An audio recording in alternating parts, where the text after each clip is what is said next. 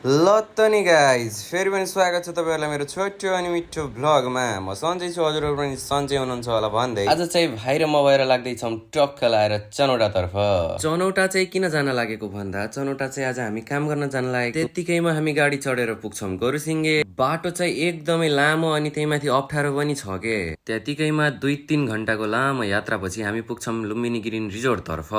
त्यहाँ पुगिसकेपछि म र मेरो साथीहरू भएर लाग्छौँ अब ड्रेस चेन्ज गर्न। हामी चाहिँ ड्रेस पनि चेन्ज गरेर आइसक्यौँ। अब चाहिँ लाग्छौँ हामी आफ्नो कामतर्फ।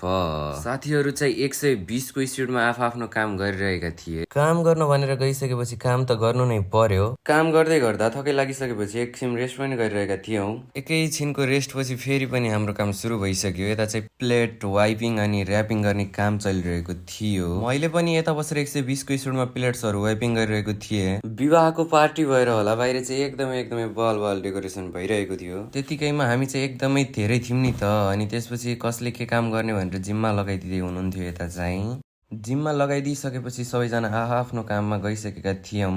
पार्टी चाहिँ 5 बजे पछिको भएर होला बिस्तारै एकदमै रमाइलो भइरहेको थियो। झन् पछि झन् अरू भिडियो चाहिँ बनाउन पाएन किनकि म काममा बिजी थिएँ। हामीलाई चाहिँ एकदमै थकै लागेको थियो, त्यसैले सबैजना एकै ठाउँ बसिरहेका थियौँ। पार्टी पनि सबै सकिसकेको थियो। त्यसपछि हामी लाग्यौँ आफ्नो रुमतर्फ। भिडियो अन्तिमसम्म हेरेकोमा सम्पूर्णलाई धेरै धन्यवाद। भिडियोमा लाइक अनि भिडियोमा एउटा छोटो अनि मिठो कमेन्ट पनि गरिदिनु है त गाइज।